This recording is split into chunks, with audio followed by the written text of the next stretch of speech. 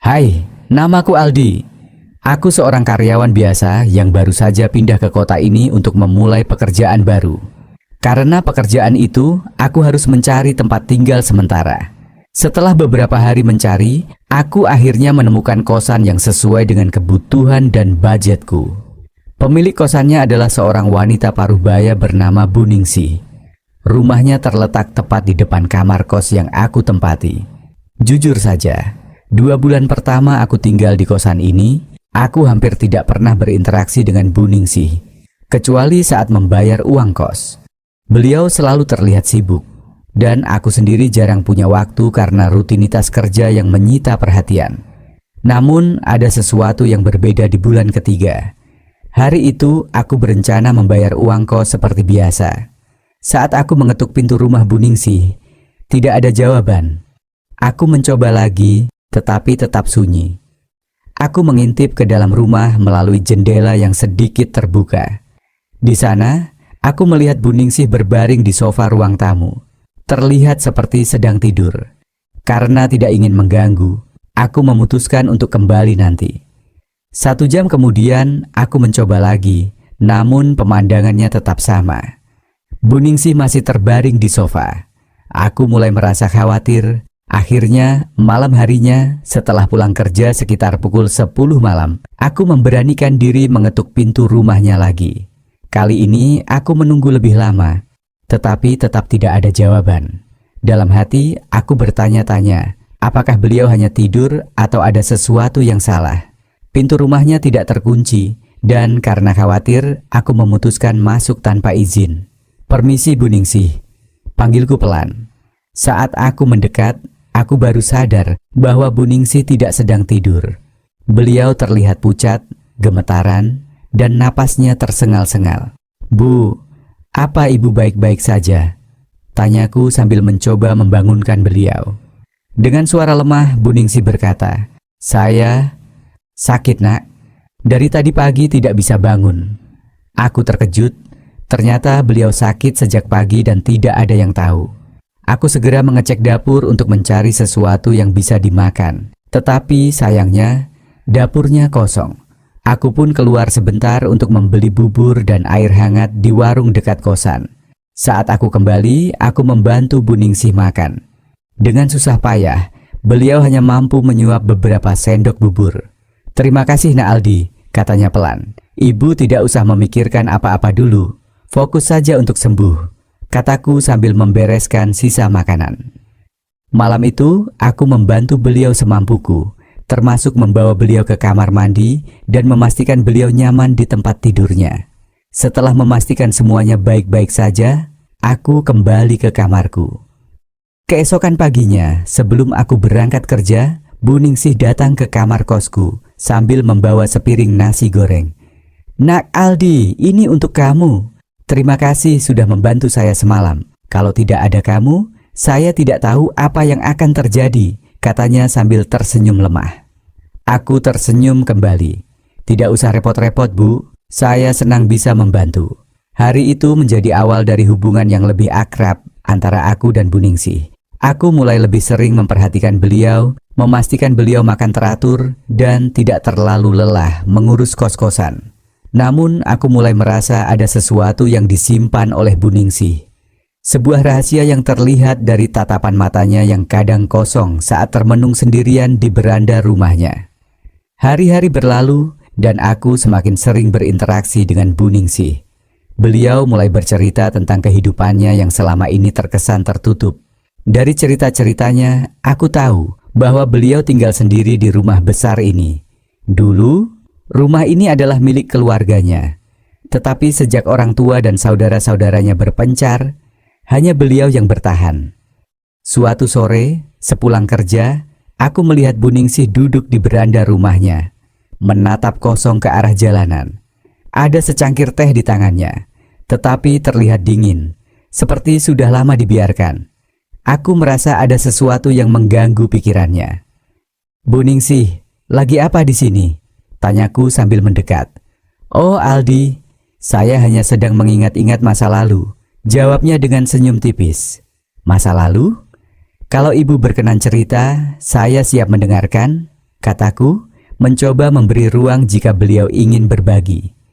Bu Ningsih terdiam sejenak, seperti mempertimbangkan tawaranku. Akhirnya beliau mulai bercerita. Dulu saya pernah hampir menikah, katanya, memulai kisahnya. Aku terkejut. Hampir menikah? Kenapa tidak jadi, Bu? Bu Ningsih menarik napas panjang, seolah mengumpulkan keberanian untuk melanjutkan ceritanya. Waktu itu, saya sudah bertunangan dengan seseorang. Kami merencanakan pernikahan setelah saya pulang dari luar negeri. Saat itu, saya bekerja di sana sebagai TKW selama hampir 12 tahun. Tujuannya, ya, supaya saya bisa mengumpulkan cukup uang untuk masa depan kami. Beliau berhenti sejenak, menatap kosong ke arah langit. Aku tetap diam, menunggu beliau melanjutkan. Namun, saat saya pulang, semuanya berubah. Tunangan saya ternyata sudah menikah dengan orang lain. Dia bilang tidak bisa menunggu selama itu. Katanya, keluarganya mendesaknya untuk segera menikah. Ucapnya dengan suara bergetar. Aku tertegun mendengar ceritanya. Aku bisa merasakan kesedihan yang masih membekas di hatinya, meskipun kejadian itu sudah lama berlalu. Sejak saat itu, saya memutuskan untuk tidak menikah. Saya merasa dikhianati, dan rasanya sulit untuk percaya lagi pada seseorang. Lanjutnya, aku tidak tahu harus berkata apa. Rasa simpati dan kagum bercampur dalam diriku. Kagum karena beliau tetap tegar menjalani hidup, tetapi juga simpati karena kesepian yang kini menjadi bagian dari kehidupannya.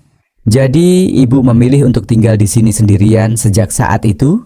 Tanyaku pelan. Awalnya tidak sendiri. Ada adik saya yang menemani, tetapi setelah dia menikah, dia tinggal dengan istrinya.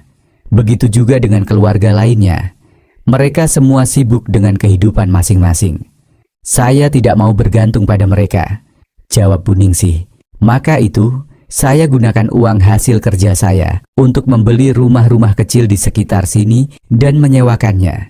Setidaknya, saya bisa punya penghasilan sendiri dan tidak merepotkan orang lain. Tambahnya dengan nada tegar. Aku mengangguk, mencoba memahami beban yang selama ini beliau pikul. Tapi Bu, apa tidak ada keinginan untuk menikah lagi? Hidup sendirian tentu tidak mudah, tanyaku hati-hati. Bu Ningsih tersenyum kecil, tetapi senyumnya terasa getir. Entahlah nak, terkadang saya ingin. Tapi saya tidak tahu apakah saya bisa menghadapi risiko patah hati lagi. Usia saya juga sudah tidak muda. Rasanya, siapa yang mau menikah dengan wanita seperti saya? Mendengar itu, aku merasa iba. Dalam hati, aku ingin mengatakan bahwa beliau berhak bahagia, tetapi aku tidak tahu apakah itu hal yang pantas diucapkan saat ini. Sore itu berakhir dengan suasana yang lebih sunyi dari biasanya. Aku kembali ke kamarku, tetapi pikiranku terus memikirkan cerita Bu Ningsih. Ada kesedihan mendalam yang tersembunyi di balik senyumnya yang ramah. Keesokan harinya, sebelum berangkat kerja, aku memutuskan untuk mampir ke rumah Bu Ningsih. Kali ini, aku membawakan sepiring nasi goreng yang kubeli di warung dekat kantor. Ketika aku berikan padanya, senyum tulusnya kembali terpancar. "Terima kasih Aldi, kamu anak baik," katanya. "Tidak apa-apa Bu, saya senang membantu," jawabku dengan ringan. Aku tidak tahu kenapa, tetapi hari itu aku merasa ada sesuatu yang berubah. Hubungan kami semakin akrab, seperti ada ikatan tak kasat mata yang mulai terbentuk. Namun, aku juga tahu, ada hal-hal yang mungkin belum beliau ceritakan sepenuhnya. Beberapa minggu setelah percakapan mendalam itu, hubungan antara aku dan Bu Ningsih semakin akrab. Aku sering membantu beliau, baik sekadar mengobrol, belanja kebutuhan kos, atau menemani beliau minum teh di sore hari. Ada rasa nyaman yang tumbuh setiap kali kami berbicara. Namun aku tahu, ada batas yang harus aku jaga. Suatu malam ketika aku baru saja pulang kerja, aku melihat lampu rumah Bu Ningsih menyala. Anehnya, terdengar suara tawa dari dalam rumahnya. Aku penasaran, karena biasanya rumah itu sunyi ketika malam tiba. Aku mengetuk pintu dan disambut oleh seorang pria muda yang ternyata adalah adik Bu Ningsih, Pak Joko. "Oh, kamu Aldi ya? Masuk, "Masuk. Kakakku sering cerita tentang kamu," katanya dengan ramah. Aku masuk ke rumah dan melihat Bu Ningsih terlihat lebih segar dari biasanya. Beliau bahkan tertawa, sesuatu yang jarang kulihat sebelumnya. Kami berbincang ringan, tetapi suasana berubah ketika Pak Joko tiba-tiba berkata, "Aldi, saya mau bicara sesuatu." Aku menatapnya dengan bingung. "Silakan Pak." Pak Joko memandangku serius. "Aldi, saya tahu ini mungkin mendadak, tapi saya merasa kamu orang yang baik. Saya ingin menanyakan sesuatu yang sudah lama mengganggu pikiran saya." Aku masih tidak mengerti arahnya. "Apa itu Pak?" tanyaku, mencoba tetap tenang. "Kamu tahu, Kak Ningsih sudah terlalu lama hidup sendiri. Saya sebagai adik merasa bersalah, tidak bisa selalu ada untuknya. Tapi melihat bagaimana dia berubah sejak kamu ada di sini, saya merasa mungkin kamu adalah orang yang tepat untuk mendampingi dia," katanya langsung, tanpa basa-basi. Aku terkejut, kata-kata itu membuatku diam cukup lama. Aku melirik Bu Ningsih, yang terlihat malu-malu tetapi tidak menyangkal apapun. "Pak Joko, aku berusaha mencari kata-kata yang tepat. Tidak perlu jawab sekarang," kata Pak Joko sambil tersenyum. "Tapi pikirkan baik-baik, kakakku adalah orang yang kuat, tetapi dia juga manusia yang butuh kebahagiaan. Saya yakin kamu bisa memberi itu untuknya." Malam itu aku pulang ke kamar dengan pikiran kacau. Aku tidak pernah membayangkan berada di posisi seperti ini. Bu Ningsih adalah wanita yang baik, sabar, dan penuh kasih. Tapi apakah aku, seorang pria muda dengan kehidupan yang masih penuh ketidakpastian, pantas untuknya? Keesokan harinya, aku mencoba menghindari bertemu Bu Ningsih. Aku butuh waktu untuk merenung, namun malam itu beliau mengetuk pintu kamarku. "Aldi, kamu sibuk?" tanya beliau dengan lembut. "Tidak Bu, silakan masuk," jawabku, meski hatiku masih bimbang. Bu Ningsih masuk dan duduk di kursi kecil di dekat tempat tidurku. Ada jeda sejenak sebelum beliau mulai berbicara. "Aldi, saya tahu Joko sudah bicara dengan kamu," katanya pelan. "Saya ingin kamu tahu, saya tidak ingin memaksakan apapun. Saya hanya bersyukur kamu ada di sini. Kalaupun kamu merasa tidak nyaman, tidak apa-apa. Saya hanya ingin hubungan kita tetap baik seperti sekarang." Nada suaranya penuh ketulusan, dan itu menusuk hatiku. Aku mengambil napas dalam-dalam sebelum menjawab. "Bu Ningsih, saya jujur, sejak pertama kali bertemu ibu, saya merasa kagum dengan kekuatan dan keteguhan hati ibu. Saya tidak tahu apakah saya bisa menjadi seseorang yang pantas untuk ibu.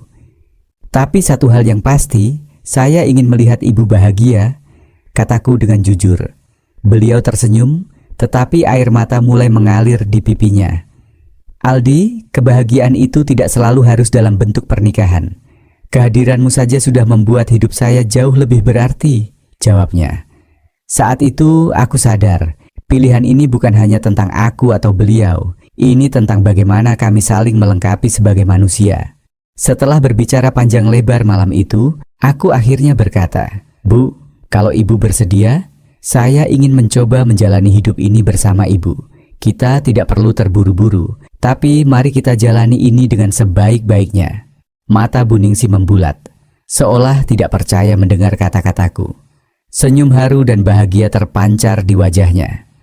"Aldi, terima kasih," katanya dengan suara bergetar. Beberapa minggu kemudian dengan sederhana kami menikah.